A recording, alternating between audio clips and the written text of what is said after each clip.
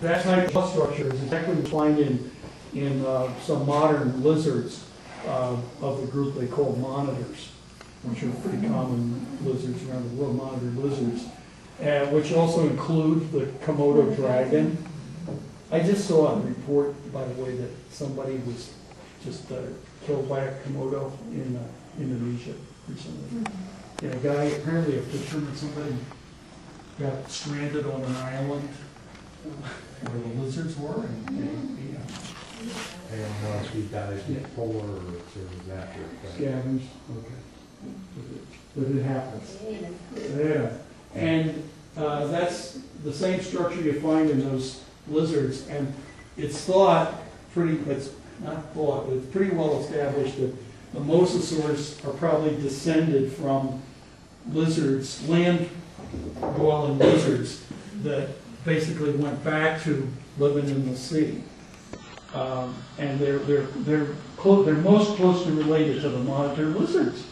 And yet these things were swimming. Did they come out of water to lay eggs somehow? You think they must have had to somehow. But that's a beautiful case of that huge jaw. And another thing you can see underneath is right up inside the upper, inside the palate, or a set of teeth back inside the palatal teeth. And the way these things eat it is that they just gulp down the food whole. You've seen snakes, and I mean these are fairly simple. Lizards and snakes are pretty similar, and they just will bite into it and then keep gulping it back. And those palatal teeth will, I think, help to hold the prey or the hunk, as it kind of moves it back. They don't chew, so it's just these sort of holding teeth. I think that's really neat too. The other thing is it's got these really thick bones back there that are sort of ear bones. And I don't know anything really about how they function. They're very thick, curved. I remember when I found my Clidastes, which is another genus, those bones stood right out. You could tell what those were right away. And those probably had quite a bit to do with balance control and something to do with their diving ability. I don't know how those would compare to man-eating structures like that. I'm sure Dr. Stewart should probably this would be, of course, the orbital hole, the eye opening there. But these are just really, really neat. And they found ammonites. One of the things that they think these mosasaurs ate were big ammonites that were swimming in the Cretaceous Sea. And they found ammonites in the same beds that have punctures in them that match the arrangement of the teeth of mosasaurs. Sort of a V-shaped pair, set of punctures. And so it was thought that these ammonites had been bitten by a mosasaur, not completely crushed, but probably caused to, if you puncture the ammonite, you're going to ruin its ability to be buoyant. And so then the mosasaur could probably crush the body chamber and nip out the soft body. The shell would just go to the bottom. Some paleontologists have doubted the whole story about the punctures. There's numerous specimens that have been found. It's not just one case.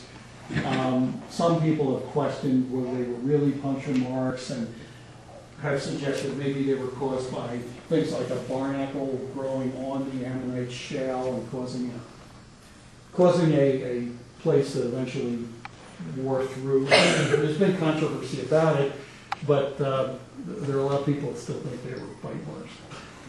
I think it's hard to argue about the space. I don't know how they can explain the nice spacing and arrangement of the holes by barnacles that don't care who's next to them. Yeah. Something that's rather unnatural to me. See the back flipper? Yeah. And you look at here, it's almost like square. I mean, it just looks so unnatural. I mean, exactly. Up in here? Yeah. Well, it was shown, these are sort of the pelvic bones. these are the pelvic bones, so they reconstructed, you know, I mean, you would have had some kind of a body, a trunk-like body, and whether, you know, just how they get this, yeah, I mean, well, that's, you see, that's not, those are the pubic bones, just like you have in a dinosaur. The pubic bones, and yet the, you know, if this is right here, if this is the, right, it's pointing up instead of being sort of a long thing like this. Ilium, is that right? It's pointing up instead of being sort of a long thing like you see in dinosaurs. Kind of short, stubby flippers like a seal. Yeah, you know, this one, you see, it's move like a snake. And whether the flippers were more than just kind of stabilizing planes or steering, probably. They didn't go like this very much. Too many people get in to see this. We don't keep this open on a regular basis. And that was one of the reasons why you, I think, decided that having a display at the museum center was quite good. I have given birth to both living, you know, the ichthyosaurs, which are more like look more like a modern dolphin, and they're also reptilian. But you know, they're a different offshoot than these guys. Probably live bird, which is pretty unusual. But I mean, we know giant sea turtles come up on the beaches and they've got right. He's got poisonous stingers on it. Right. It's got a lot of stuff. Loads of good stuff in there. And if you ever go to museums like the Sternberg Museum in Hays, Kansas, they have beautiful mosasaurs. These are some of the giveaways, the door prizes.